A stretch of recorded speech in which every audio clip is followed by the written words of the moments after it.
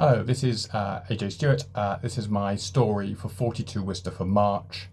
The subject was Alice in Weirdland. I've corrupted it to Alice's Weirdland. Technical problems with the video on the night. Vanity problems. But anyway, so yes, this is my re-record. For those of you who like Alice Cooper, this might be amusing. Spot the song title, effectively, is what I'm playing.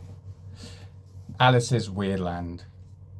James and Josh had only been dating a few months, but when Josh got a new job and was asked to attend an induction program in Detroit for 2 weeks, he invited James along to explore and to spend the middle weekend together. Josh remembered James's profile: adventurous, likes travel, rock music, theme parks, and favourite film Rocky Horror Show. His nickname was adorable too. The hotel room was great, and for the first Friday, the induction course finished early and the guys met up at 4:30. Hey stupid, have you found something fun for us this weekend? You know what, Josh? I might have done. I know you're not hugely into theme parks and the like, but there's this experience centre just outside town. It looks mysterious and creepy. I can do creepy, said Josh nervously. James made himself tall and in his creepiest voice declared, "No more Mr. Nice Guy." They laughed, although Josh was already feeling doubtful. The bus left at 4 on the afternoon on the Saturday, on what had been a sunny winter's day in Detroit, but it was starting to get dark. Single tickets only available. There were 6 of them on a bus that could easily hold 50 or more. No one spoke. The bus stopped. The door opened. Still no one spoke. Josh started to feel worried. Don't worry. It's all just part of the experience, whispered James. It was now totally dark, no street lights in this part of town. There was a sign above a gate, old and tattered. Welcome to Weirdland. James took hold of Josh's hand and squeezed it tightly. To the side of the gate, a row of screens appeared like in McDonald's, 6 of them, 1 each. They stood and read a legal non-liability clause, even an accidental clause. Josh pointed at it. James smiled, loving every minute. The second document, menacingly, or humorously, depending on if your name was James or Josh, was titled Non-Disclosure Agreement. If you make it out. Josh wanted comfort of the hotel room. Saturday night in Detroit. There must be a nice restaurant, maybe a club they could go to. Instead, he was stood here wondering whether he should have brought James at all. Was James even the one? Was stupid more of a warning than a nickname? One by one, each person must have signed the screen and paid the entry fee. As the gates opened, they walked through. Still no one spoke. Josh looked around. They were all in their 20s. He wasn't certain, but they looked like 3 couples. It was still dark inside. From the temperature, Josh thought that they were still outside. He looked up. No lights at all. They were probably in a room with black everything. He grabbed James's hand again. The gate behind them closed. The silence was oppressive.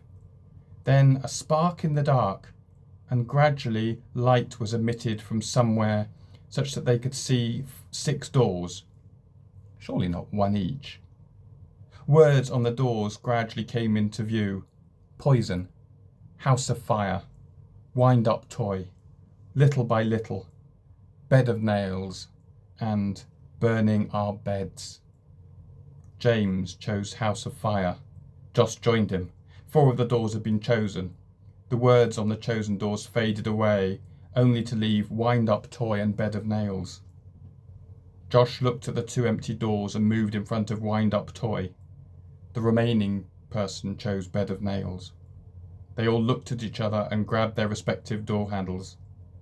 A yellow glow appeared around each door as the doors opened silently. Nervously, they all stepped into their respective rooms. Josh's room was sickly pink and very bright, just a single wind-up toy, about a foot tall in the centre of the room, a doll with eyes that followed him.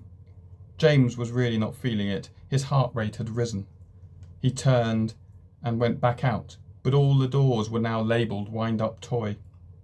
And whichever one he picked, the doll looked at him. As he walked around to the back of the doll, the head rotated to remain in eye contact. At the back, there was a key to wind it up. James spoke to himself aloud. It's just another escape room. That's what it is. Solve your puzzle, find the exit. Solve the puzzle, find the exit. He wound the doll. Nothing happened. He looked around and then noticed that a new door was visible. He took the key from the doll and tried it in the lock. It opened. Another room. A train with a key. James did as before, confidence building and smile returning. Room 4, things got darker again. A snake. Real, but not real. It hissed and reared. The key was at its back. James wrestled with it, got the key, not before being bitten. The snake died. James bled. Room 5. He had a music box with some goth face. He wound it up. The face started rotating. It played the rock music tune, I'm Always Chasing Rainbows. As the song finished, the key fell out. The next room he entered was completely different. Beautiful. It had windows with views and furniture. He was in a room of a house. He sat at the table. He couldn't work out the clues. He looked for a toy or a key. Nothing. Is this even a toy? Then the walls started to shrink. Somehow the table was shrinking. It must be his imagination. But he could see the walls of the house peeling away from the escape room walls. Where would a key be? If he didn't find it soon, the door would be too small to use. It kept shrinking. The ceiling hit his head hard. There were no cupboards, no drawers, no locks. As the window shrank, it left only the door as an escape.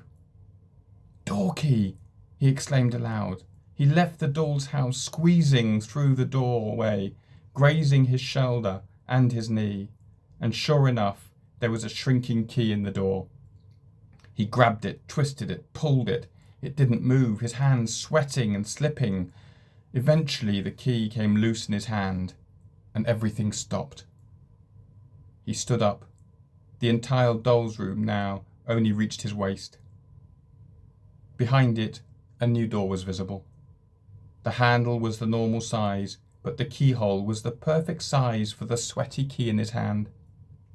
He left the room, and to his short-lived relief, he reappeared in the room with the 6 doors.